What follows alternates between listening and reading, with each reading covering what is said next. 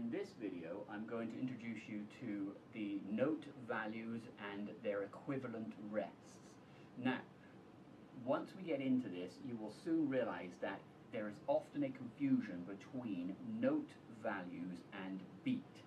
And the reality is that note values and beat are interconnected. If you have a beat in music, and most people know about feeling a beat, being able to perceive a beat in music, they often associate that with a particular note value. And that is absolutely possible in music. It absolutely happens in music. But there are very specific guidelines for how that should happen, and we're not getting into that in this video. Today I simply want to outline what are note values and how do they operate, how do they work in relationship to each other, because there's a very clear mathematical connection or relationship between note values, and we simply need to know what are those relationships, and that's as far as we're going in this particular video. So, what are some of our notes that we have, and what are their relative values when looking at other notes around them? Well, a note that we have is called the whole note, and it is where you have a circular note that is white, that is on its own. It has no other connections to it, nothing else connected to it. And that note is called a whole note. Now, there is actually a note bigger than that. We will come to it a little bit later. It's very rare, but it does occur, so we'll need to know about it. But we will call this a whole note. Now, I'm using American terminology here, the whole note, and we will come to some other. And the American terminology is really very thoughtfully done, because it simply reflects the mathematical values of the notes. So you can have a whole note, and as you would expect, if you are at all aware of fractions in mathematics, then you will be aware that a whole is indeed when you have everything. And you can have fractions of a whole, but once you have the whole, then you have indeed the complete entity. So the whole note is the complete entity. What we will now look at is, well, what are the names of the notes and the look of the notes that represent fractions of the whole?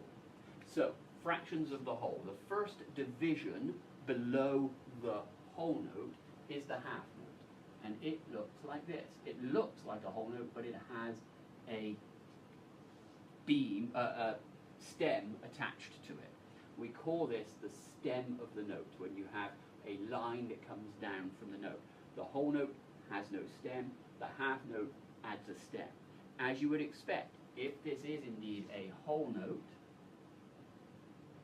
and this is a half note, that mathematically there would be two half notes to equal a whole note. And that's absolutely true. There are two half notes to equal a whole note. The next division down, as you might imagine, is called the quarter note. It is a filled-in note head with a stem. The quarter note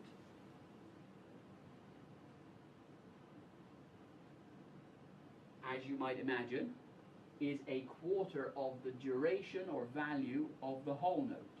So the quarter note, you would need 4 of those to complete the same duration in time or the same value as a whole note. This is straightforward mathematics, right? If we have a quarter of a pizza, we have 1/4 of the whole pizza. We have a half a pizza, you get the idea. And these work in the same way. We're simply talking, instead of pizzas, about lengths of time that notes are going to be able to play for. And we determine the length of time in a way that we will explain in a later video. For now, we're just getting the concept of the relationship, quarter, half, whole. And as we continue to go on down mathematically, the next note after the quarter would be the eighth. The eighth note has a stem, and it also has a flag. This part is called a stem, this part is called a flag. Right? And that creates the eighth note. Note it like that, because I'm going to run out of room for the words. The next note after that, as you might imagine, is the 16th. It has 2 flags. Then you can have a 32nd note. It has 3 flags. And then you can have a 64th note.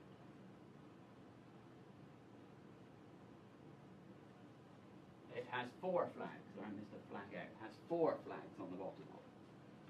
So we have the whole note, the half note, the quarter note, 8th, 16th, 32nd, 64th, as you would imagine, right? There are indeed, in some pieces, rare though it is, 128 notes. And as I have said, it is possible to have something at the other end that is twice the length of a whole note, and it is called the double whole. And it looks like this. It has these brackets, for want of a better word, on either side of it. And it is called the double whole note. But it is rare. You're not going to come across it very often. The notes that you need to be aware of are the whole note, the half note, the quarter note, the 8th, the 16th, the 32nd, and the 64th. Those are the notes that you will encounter most, and quite frankly, you will encounter halves, quarters, 8th notes, some 16th notes. Those are going to be the ones you're going to encounter most often. The others you need to be aware of, however. This is just a mathematical relationship to one another. Before we move on to the fact that there are rests that are equivalent to these notes, let's also just remind ourselves of the kind of anatomy of the note. We have the note head, we have the stem, and we have the flag. Right, those are the 3 parts. Note head, stem, flag. Now, we can also join 8th notes and 16th notes and 32nd. Any notes that have a flag can be joined together. And when they are joined together using a beam. Those are 2 8th notes that are beamed together. It is a flag here when it's on its own. It is a beam when it is joining 8th notes together. 2 of these could be written like that. If it were 16th notes, you'd have 2 beams. If it were 32nd notes, you'd have 3 beams, and so on. So that's the concept of note duration. Now, if we're going to have sounds in music, then it stands to reason that we're going to want to have silence in music as well. That the effectiveness of a sound is enhanced sometimes by the fact that you often also have silences. And all music is made up of both sound and silences, and those silences are called rests. They are moments in the music when the player is not playing, they are resting from playing. So we use the term rest. And indeed, each note has an equivalent rest. So let's look at those. I'm going to erase a few things here. Give me a little bit of time and space. So, the whole note rest is it hangs from the second line down of the staff. So you have the whole note rest, looks like this. Means exactly the same thing in terms of mathematical proportion, however it of course is about not playing for that period of time rather than playing for the period of time. The half note rest sits on the staff, on the middle line. The quarter note rest looks kind of like this. Alright? The 8th note rest looks like this. The 16th note rest adds a flag, really, to it. The 32nd note rest, the 64th note rest.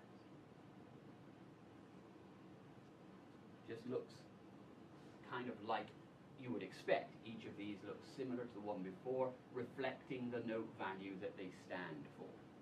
So we have rests that are equal to the duration of the notes. So you can construct music that has sounds and silences that work in relation to one another according to a very logical mathematical formula, that of the whole and fractions thereof. You need to make sure you understand this concept, that you're generally clear of both what the note names are and their durations are in relation to one another and what their equivalent rests are. Make sure you know that, you're comfortable with that. I would even encourage you to try writing some of them out on music paper to get